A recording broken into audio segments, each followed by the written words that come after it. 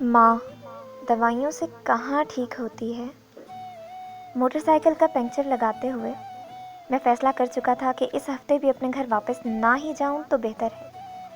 देर तो वैसे भी हो चुकी थी और जहाँ पिछले 3 हफ्ते गुजर गए हैं ये भी गुजार ही लूँगा। गर्मियों की छुट्टियों में एक ही बार ही चला जाऊँगा। इसी सोचो विचार में रोड पर खड़े मैंने 15-16 साल के एक नौजवान को अपनी तरफ मतवज्जा पाया। वो अजीब सवालिया नज़रों से मेरी जानिब देख रहा था, जैसे कोई बात करना चाह रहा हो, लेकिन रश की वजह से नहीं कर पा रहा था। जब पंक्चर लग गया तो मैंने दुकानदार को 1000 रुपये का नोट दिया और उसने 100 रुपये काट कर बाकी मुझे वापस कर दिए।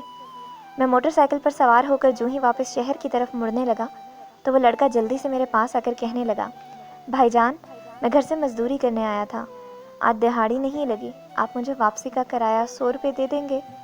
मैंने एक उचटती सी निगाह उस पर डाली। सादा सा लिबास, माथे पर तेल चिपके हुए बाल, पाँव में सीमट भरा हुआ जूता। मुझे वो सच्चा लगा। मैंने 100 रुपये निकाल कर उसके हाथ पर रख दिए। वो शुक्रिया अदा करके चलने लगा तो न जाने मेरे दिल में क्या ख्याल आया। मैंने कहा, सुनो, तुम्हें दिहाड़ी कितनी मिलती है? उसके जवाब देने से पहले ही मैंने बाकी के 800 रुपये भी उसकी तरफ बढ़ा दिए। वो हिचकिचाते हुए पीछे हटा और कहने लगा, नहीं भाईजान, मेरा घर मंढाली शरीफ में है।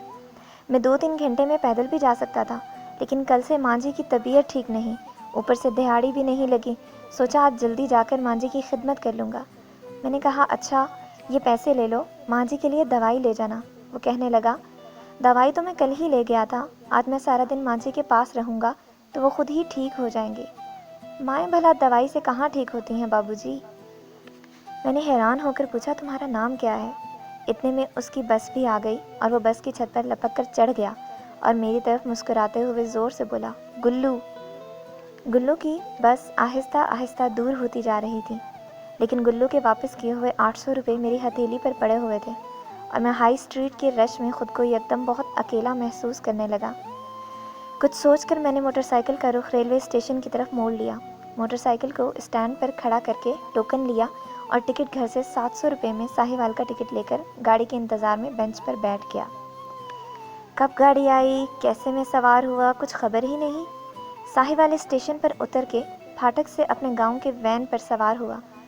आखिरी बचे हुए 100 रुपये किराया देकर जब शाम ढले अपने घर के दरवाजे से अंदर दाखिल हुआ तो सामने सहन पर चारपाई पर अम्मी जान सर पर कपड़ा बांधे नीम दराज थी। मेरा बड़ा भाई दवाई का चम्मच भरकर उन्हें पिला रहा था।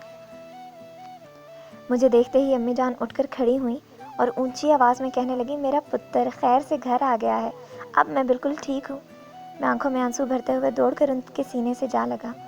बस के गेट में खड़े गुल्लू का मुस्कुराता हुआ चेहरा एकदम मेरी आंखों के सामने आ गया और मैं समझ गया कि उसने मुझे 800 रुपये वापस क्यों किए। वालिदैन की जान अपने बच्चों में होती, हो सके तो उनका ख्याल रखा करें। वालिदैन का कोई नेमल बदल नहीं। अगर आप उन्हें कुछ नहीं दे सकते तो खैर है, लेकिन उन्हें अपनी ज़िंदगी में से वो कीमती वक्त ज़रूर दें जिनसे उन्हें एहसास हो कि वो आपके लिए इंतहाई अहम है। माँ दवाइयों से कहाँ ठीक होती है।